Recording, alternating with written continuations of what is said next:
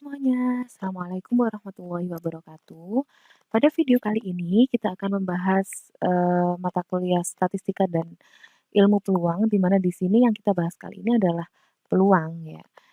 Nah, apa sih itu peluang? Sebelum kita membahas lebih jauh tentang peluang, maka kita harus memahami dulu apa itu ruang sampel dan juga titik sampel.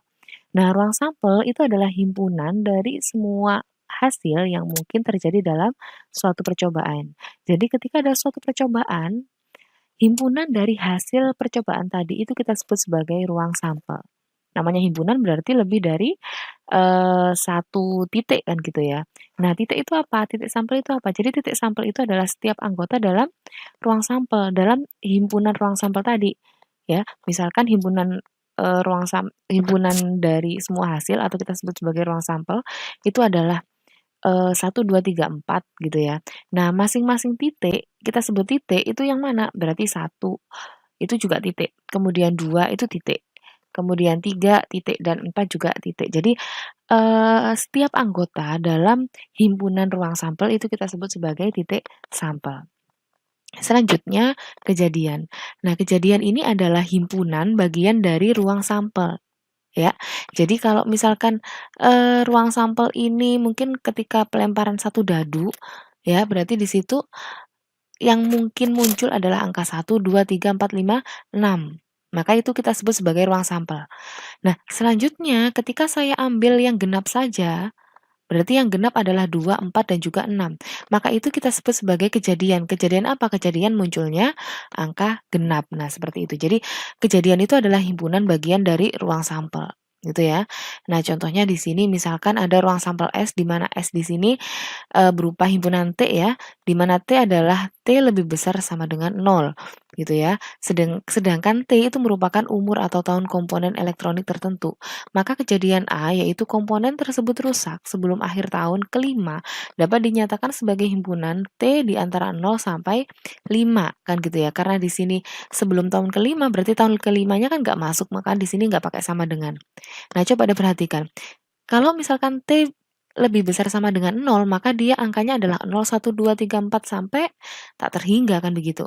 Nah, ketika saya ambil, kejadian ya, kejadiannya apa? Kejadian A di situ adalah komponen rusak sebelum akhir tahun ke-5, maka himpunannya adalah 0 sampai 4, kan gitu ya, 0 sampai 4. Jadi ini merupakan himpunan bagian dari S. Nah, seperti itu. Itu kita sebut sebagai kejadian dan juga ruang sampel gitu ya. Makanya di sini himpunan A merupakan himpunan bagian dari ruang sampel S. Nah, selanjutnya adalah kejadian sederhana dan juga majemuk. Apa sih definisinya? Yang pertama di sini kita definisikan kejadian sederhana. Jadi kejadian sederhana itu seperti apa? Bila suatu kejadian dapat dinyatakan sebagai sebuah himpunan yang hanya terdiri dari satu titik sampel, maka kita sebut sebagai kejadian sederhana. Jadi ketika kejadian ya yang dinyatakan oleh sebuah himpunan dan hanya terdiri dari satu titik sampel, nah berarti kita sebut sebagai kejadian sederhana. Sedangkan majemuk itu adalah kejadian yang dapat dinyatakan sebagai gabungan beberapa kejadian sederhana. Artinya lebih dari satu titik sampel itu merupakan kejadian majemuk. Nah, selanjutnya adalah ruang nol. Mungkin kita tidak asing lagi dengan ruang nol ya, atau kita sebut sebagai himpunan kosong. Kalau dulu ketika belajar himpunan kan gitu. Nah, ruang nol atau ruang kosong atau himpunan kosong adalah himpunan bagian ruang sampel yang tidak mengandung satupun anggota. Jadi di sini lambangnya seperti 0 terus dicoret gitu ya. Ini namanya himpunan kosong bacanya. Nah, contohnya seandainya A adalah kejadian terlihatnya organisme mikroskopik dengan mata telanjang, maka A itu adalah himpunan kosong. Kenapa kok himpunan kosong? Karena tidak akan mungkin terjadi ketika kita melihat suatu organisme mikroskopik dengan mata telanjang kan gitu kan. Tanpa adanya mikroskop kan tidak mungkin ya. Maka di situ kejadian A ini kita sebut sebagai kejadian yang himpunan kosong. Nah, selanjutnya irisan dua kejadian. Jadi, kalau ada dua kejadian, kejadian A dan B misalkan, boleh diganti dengan huruf yang lain gitu ya. Nah, irisannya bagaimana? Jadi lambangnya irisan itu seperti N terbalik gitu ya. Ini lambangnya irisan. Hati-hati membedakan antara irisan dan juga gabungan ya, karena mirip lah ya. Nah, A irisan B ini bacanya adalah A irisan B merupakan kejadian yang mengandung semua unsur persekutuan kejadian A dan juga B. Jadi yang isinya adalah ada kejadian A-nya dan juga ada kejadian B-nya gitu ya. Jadi misalkan ada himpunan A sama himpunan B nih. Berarti 1, 2, 3, 4, 5, B-nya 2, 4, 6, 8. Kira-kira A sama B yang sama yang mana? Angka 2 sama angka 4 sehingga A irisan B adalah 2,4. Nah, sangat mudah sekali ya. Kemudian kejadian saling terpisah. Nah, kejadian saling terpisah ini apa? Jadi dua kejadian A dan B dikatakan saling terpisah jika irisan dari kedua himpunan itu adalah himpunan kosong. Artinya apa? Kalau tidak beririsan, maka dia terpisah. Kalau dulu ketika kita belajar diagram Venn, kalau ada irisannya kan berarti tengah-tengahnya dia nyambung ya, dua lingkarannya nyambung gitu ya. Terus ada irisan di tengah. Namun ketika tidak ada irisan, maka dua lingkaran ini digambarkan sendiri-sendiri. Nah, seperti itu. Itu namanya kejadian saling terpisah. Contohnya di sini, misalkan sebuah dadu dilemparkan. Misalkan pula A adalah kejadian munculnya bilangan genap dan B adalah kejadian munculnya bilangan ganjil. Kejadian A dan B tidak akan memiliki titik persekutuan. Kenapa? Karena genap sama ganjil tidak mungkin angkanya sama, kan begitu kan?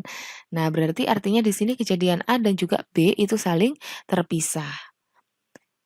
Kemudian kalau gabungan dua kejadian, nah tadi sudah saya singgung di awal, jadi hati-hati ya melihat tanda irisan dan juga gabungan kan gitu ya.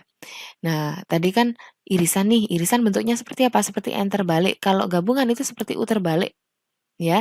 Jadi A gabungan B merupakan kejadian yang mencakup semua unsur atau anggota A atau B atau keduanya. Namanya digabung berarti langsung digabung. Contohnya 2, 3, 5, 8 yang A, B-nya 3, 6, 8. Kira-kira kalau digabung jadi apa nih? 2, 3, 5, 6, dan juga 8. Ini kita sebut sebagai gabungan. Oke ya, mudah sekali ya. Kemudian komplement. Komplement ini merupakan jadi gini, yang selain gitu ya. Kalau komplement itu lebih gampang menghafalkannya itu, oh selain. Selain apa? Kita lihat di sini. Komplement suatu kejadian A relatif terhadap S adalah himpunan semua anggota S yang bukan anggota A. Kita lambangkan A komplement itu adalah A aksen. Ya, jadi komplement itu pakai aksen. Nah, contohnya seperti apa? Misalkan R adalah kejadian terambilnya kartu merah dari seperangkat kartu bridge dan S adalah ruang sampelnya yang berupa seluruh kartu tersebut, maka R aksen atau R komplement adalah kejadian terambilnya kartu bukan merah yang berarti juga terambilnya kartu hitam. Jadi, untuk selanjutnya di sini ada latihan soal exercise. Bila S di sini merupakan himpunan X, di mana X-nya itu antara 0 sampai 12, kemudian M-nya itu antara 1 sampai 9 gitu ya. Kemudian X-nya itu antara 0 sampai 5. Semuanya di sini himpunan X. Coba kita kerjakan ya. Nah, di sini kita lihat bahwa M-nya kalau yang pertama M gabungan dengan N. Jadi kalau M di sini antara 1 sampai 9 berarti bilangannya berapa saja nih? Antara 1 sampai 9 kira-kira. Berarti 2, kemudian 3, 4, 5, 6, oke, kemudian 7 dan 8 ya. Oke, jadi ada 2, 3, 1, 2, 3, 4, 5, 6, 7. Jadi ada 7 angka. Kemudian N-nya berarti kalau 0 sampai 5 itu 1, 2, 3, kemudian 4. Gini ya. Nah, sekarang kita cari M gabungan dengan N. Oke. M gabungan dengan N kalau digabung jadi apa nih? Berarti kalau digabung jadi 1 ya, yang ada di M sama yang ada di N gitu ya. Berarti di situ 1, kemudian 2, dan terusnya sampai 8 gitu ya. Nah, jadi himpunan gabungan N adalah 1 sampai 8. Kemudian kalau irisan. Nah, bagaimana kalau irisan? Berarti himpunannya itu yang sama. Kalau irisan tuh cari yang sama. Berarti antara 1, 2, 3, 4 sama 2, 3, 4, 5 sampai 8 itu yang sama berapa? 2, 3, dan juga 4. Berarti di sini M irisan N itu adalah 2, 3, dan 4. Oke. Selanjutnya yang C ya, yang C terakhir, M komplement dan N komplement gitu. Ini irisan ya. Irisan M komplement dan N komplement. Jadi M komplement itu adalah himpunan dari S yang selain ini. Kalau S ini kan berarti 1, 2, 3, 4 sampai 12, sampai 11. Berarti kira-kira yang nggak ada yang mana? Kita cari dulu ya. M komplement. Berarti yang mana?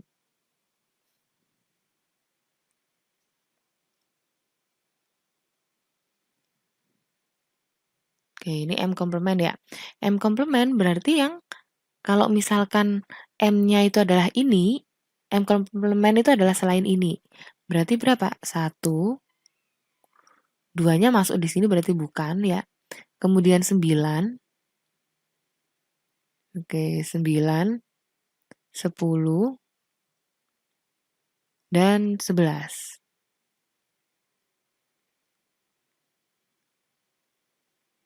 Oke. Jadi ini ya, ini merupakan M komplement. Kemudian untuk N komplement, oke, N komplement, kira-kira berapa nih N komplement? N komplement kan ini nih, 1 sampai 4. Berarti dari S yang selain 1 sampai 4 itu berapa? 5,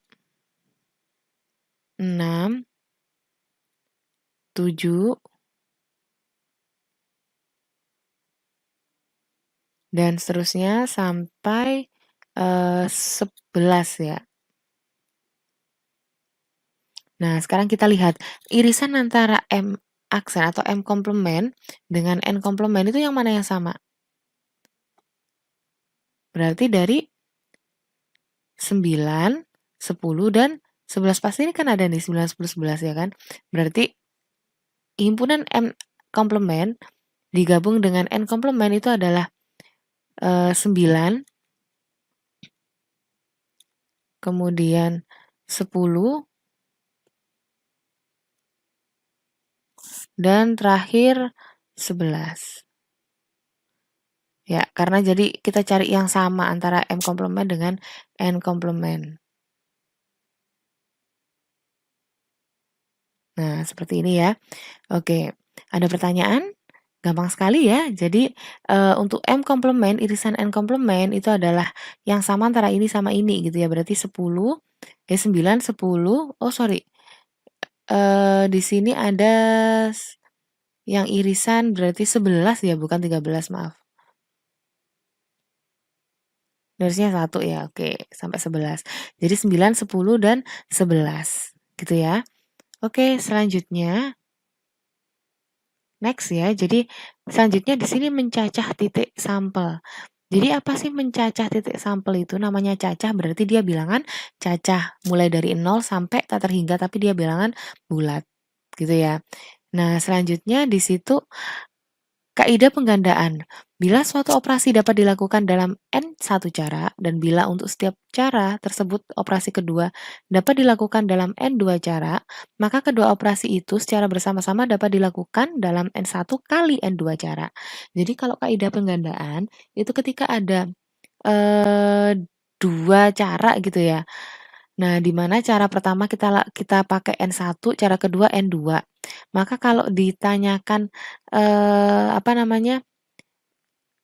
Ini ya, kalau di sini tuh namanya aturan pencacahan gitu ya, atau mungkin banyaknya gitu ya, di soal itu banyaknya begini begini begini, maka bagaimana caranya? Maka tinggal mengalihkan saja. Kalau kaidah penggandaan umum itu sama N1 kali N2, namun di sini sampai NK, karena secara umum, gitu ya. Oke, selanjutnya permutasi. Nah, untuk menghitung seperti tadi itu sebenarnya kita perlu namanya permutasi dan juga nanti kombinasi. Nah, permutasi itu apa? Permutasi itu adalah suatu susunan yang dapat dibentuk oleh keseluruhan atau sebagian dari sekumpulan benda. Ya, selanjutnya banyaknya permutasi n benda yang berbeda ada n faktorial. Nah, berarti nanti rumusnya begini nih. Jadi n permutasi r itu sama dengan n faktorial dibagi n min r faktorial. Nah, seperti itu rumusnya permutasi. Saya rasa kalian sudah pernah belajar ya dulu ketika di SMA. Nah, selanjutnya ada contoh permutasi di sini. 2 kupon lotre diambil dari 20 kupon untuk menentukan hadiah pertama dan juga kedua. Hitung banyaknya titik sampel dari ruang sampel. Jadi di sini ada 2 kupon lotre diambil dari 20 gitu ya, berarti 20 permutasi 2 ya. Jadi berapa yang diambil dari berapa gitu ya, berarti 20 permutasi 2. Perhitungannya gimana? Berarti 20 faktorial per 20 kurangi 2 itu 18 ya, 18 faktorial. Sehingga di sini 20 kali, kenapa kok 20 kali 19? Karena 20 di sini kan 20 kali 19 kan gitu ya. Terus kemudian dikalikan dengan 18 faktorial. Nah, 18 faktorial itu kita bagi dengan ini. Sehingga di situ nanti hasil perhitungannya adalah 380 gitu ya. Nah, kemudian soal yang kedua, berapa banyak cara sebuah regu bola basket dapat mengirimkan 3 pertandingan dengan 3 regu lainnya bila semuanya bersedia pada 5 kemungkinan tanggal yang berbeda. Nah, jadi seperti itu. Gimana caranya? Ada berapa persediaan? Ada 5 kan ya? Oke, ada 5. Kemudian tiganya dari mana? Tiganya adalah jadwal 3 perbandingan gitu ya, dengan 3 regu lainnya gitu. Jadi di sini 5 permutasi 3, maka ini 5 faktorial, kalau ini 2 dapat dari 5 kurangi 3. Nah, sehingga hasilnya adalah 5 kali 4 kali 3 sama dengan 60. Nah, seperti itu ya. Nah, selanjutnya di sini ada beberapa dalil. Dalil itu tujuannya adalah hampir sama dengan teorema gitu ya. Nah, dalil banyaknya permutasi n benda yang berbeda yang disusun dalam suatu lingkaran adalah n-1. Ini biasanya digunakan untuk meja bundar. Nah, kemudian banyaknya permutasi yang berbeda dari n benda dan n1 diantaranya berjenis pertama, n2, dan seterusnya gitu ya. Maka rumusnya begini, ini namanya permutasi huruf ya. Jadi n faktorial per n1 faktorial dikalikan n2 faktorial dan seterusnya kan gitu ya. Contohnya begini nih. Nah, berapa banyaknya susunan yang berbeda bila kita ingin membuat sebuah rangkaian lampu hias untuk pohon Natal dari 3 lampu merah, 4 lampu kuning, dan 2 lampu biru. Nah, caranya gimana? Karena di sini ada 3 lampu merah, jadi 3 faktorial, 4 lampu kuning itu 4 faktorial, 2 lampu biru itu 2 faktorial. Ya, 9 dari mana? Ya tinggal menjumlahkan aja, 3 tambah 4 tambah 2 kan 9 nih. Hasilnya 1260. Selanjutnya ada dalil yang lain gitu ya. Ini sebenarnya sama seperti tadi kan, tinggal n faktorial per n1 kali n2 kali nr dan seterusnya gitu ya. Nah, ini sebenarnya sama seperti tadi, bedanya apa? Bedanya kalau yang tadi kita lihat ya. Oke, yang tadi kan n faktorial itu kan ada ini ya, apa namanya? Oke, ini ya. Nah, coba dilihat di sini. Jadi, N1, N2 itu merupakan unsur dalam sel gitu ya. Nah, dan demikian seterusnya. Jadi, ini sebenarnya rumusnya sama kayak tadi gitu.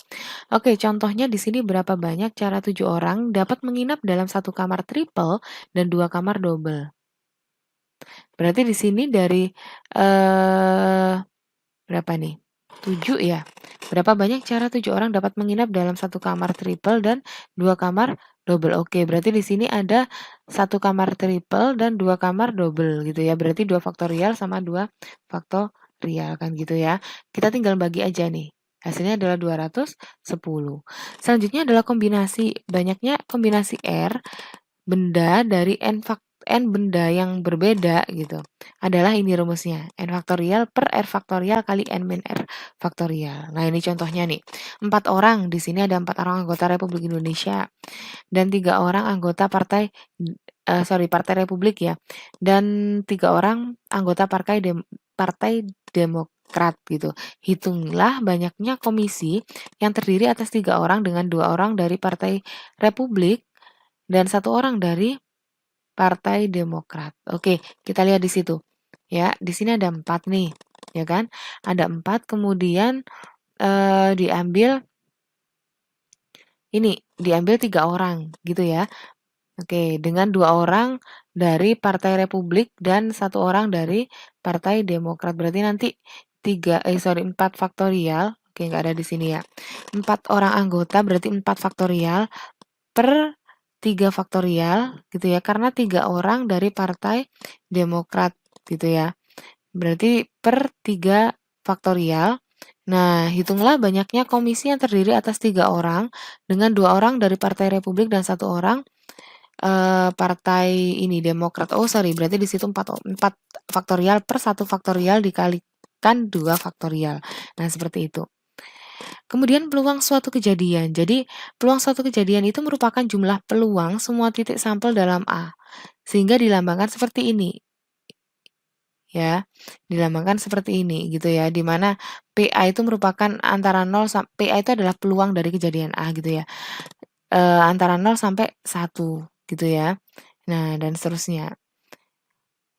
Untuk selanjutnya di sini ada kaidah penjumlahan, di mana kaidah penjumlahan itu untuk kejadian sembarang, maka ketika peluang dari A gabungan dengan B itu adalah peluang A ditambah peluang B dikurangi dengan irisan dari kedua kejadian, peluang irisan kedua kejadian gitu ya.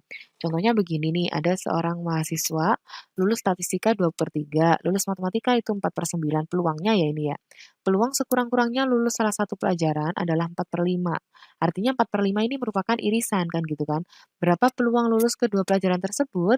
Maka di sini rumusnya kan peluang S karena S itu statistika, M itu matematik ya. Jadi peluang S gabungan dengan M merupakan peluang S ditambah peluang M dikurangi peluang S irisan M. Nah, peluang statistikanya berapa? 2/3 nih.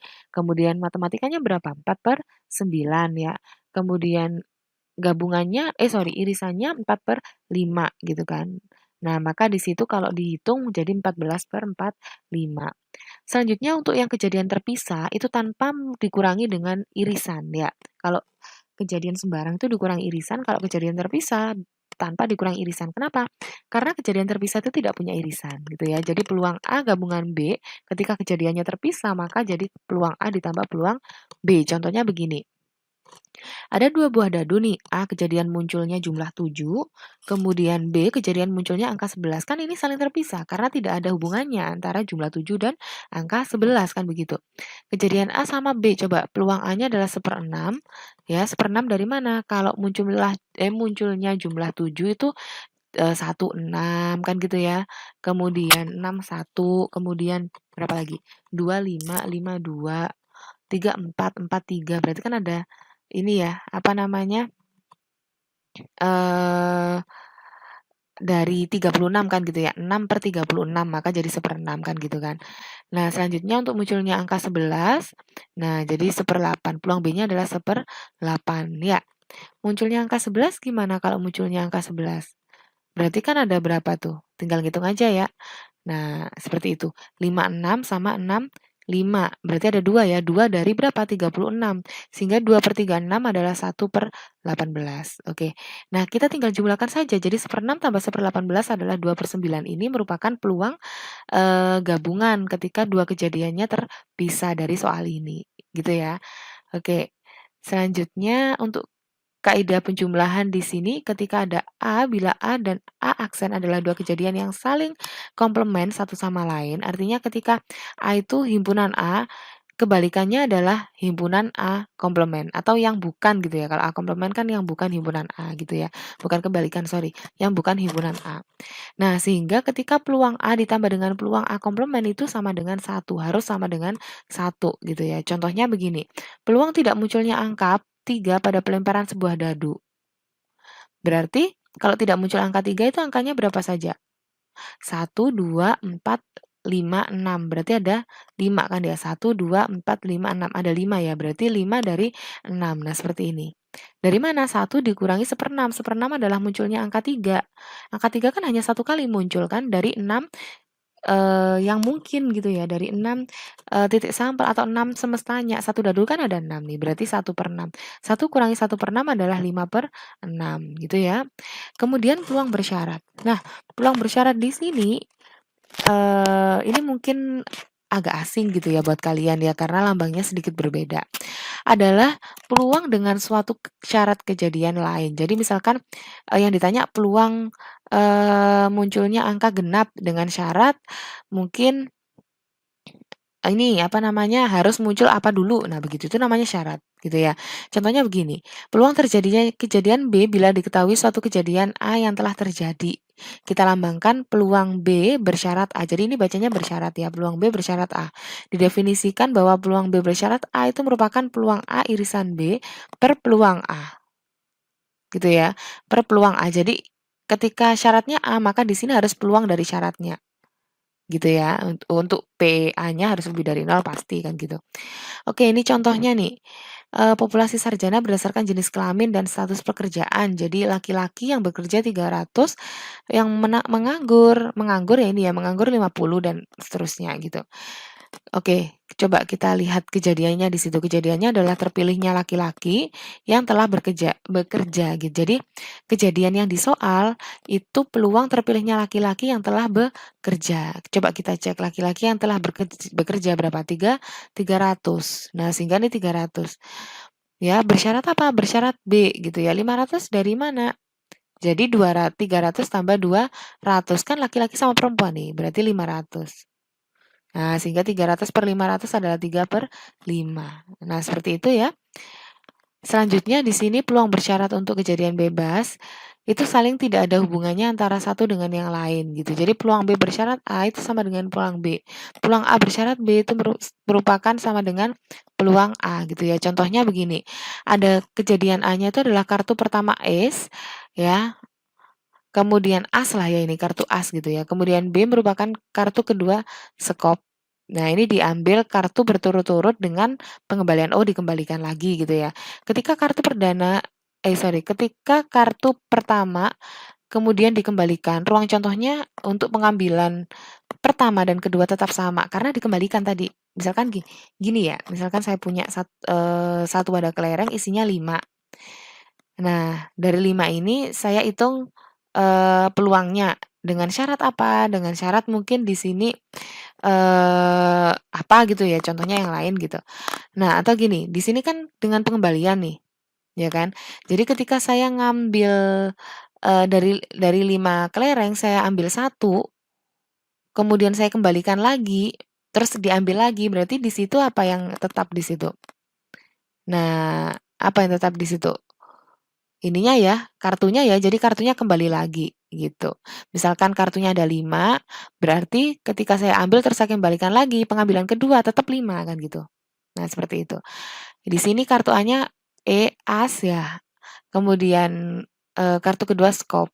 Nah, di sini nih karena kartu pertama kemudian dikembalikan, ruang sampelnya untuk pengembalian pertama dan kedua tetap sama yaitu 52 kartu, yaitu mempunyai 4 as dan 13 skop. Nah, seperti itu ya. Nah, ini peluang bersyarat di sini tadi, peluang B bersyarat A gitu ya. Peluang B bersyarat A, coba kita lihat. 13 apa? Coba 13 itu apa? Nah, ini ya 13 skop ya. 13 per 52 ya, dari mana 52? 52 itu merupakan jumlah kartu. Nah, seperti ini ya. Jadi kejadian A dan B itu merupakan kejadian yang saling bebas. Oke, selanjutnya di sini kaidah penggandaan untuk yang peluang ya. Jadi di situ peluang A irisan B sama dengan peluang A dikalikan peluang B bersyarat A. Nah, oke. Yang ini ya, contohnya kejadian di sini kejadian bahwa sekring pertama rusak. Kejadian kedua merupakan kejadian yang sekring keduanya rusak gitu ya. A terjadi dan B terjadi setelah A terjadi gitu ya. Jadi di situ peluang A irisan B itu merupakan peluang A dikalikan dengan peluang bersyaratnya tadi. Nah, ini hanya contoh saja gitu ya. Kita tidak perlu menghitungnya. Yang penting konsep kaidah penggandaan itu paham ketika peluang gitu ya. Selanjutnya di sini ada kaidah penggandaan juga. Nah, ini silakan dilihat ya di sini ya. Jadi peluang A irisan B itu merupakan peluang A. Peluang A itu adalah ini 1/4 ya. Kemudian peluang B 4/9 itu dari pengambilan kedua gitu ya. Jadi 4/19. Sehingga di situ dikalikan 1/4 kali 4/19 itu kan 1/19, coret 4-nya kan. Nah, sehingga peluang A irisan B merupakan 1/19. Ini untuk kejadian bebas ya. Sama seperti tadi. Nah, di sini selanjutnya adalah kajian kaidah Bayes. Jadi kaidah Bayes itu isinya adalah eee, apa ya, jadi perhitungan peluang, di mana perhitungan peluang di dalamnya itu nanti banyak kejadian lain gitu ya, atau peluang bersyarat lain gitu ya. Jadi intinya peluang kaidah Bayes itu merupakan peluang bersyarat yang lebih dari satu gitu ya. Selanjutnya di sini untuk contohnya, nah di sini panjang sekali ya. Langsung ke pertanyaan. Iuran anggota dinaikkan, oke. Kemudian B1-nya adalah Pak Andi terpilih, B2 Pak Budi terpilih, dan B3 Pak Dedi terpilih. Oke. Selanjutnya, PB1 dikalikan PA bersyarat B1, coba kita lihat ya, PB1-nya apa? PB1 itu ini peluang B1 berarti Pak Andi. Nah, 0,4 nih. Kemudian PB2 berarti 0,1 gitu ya.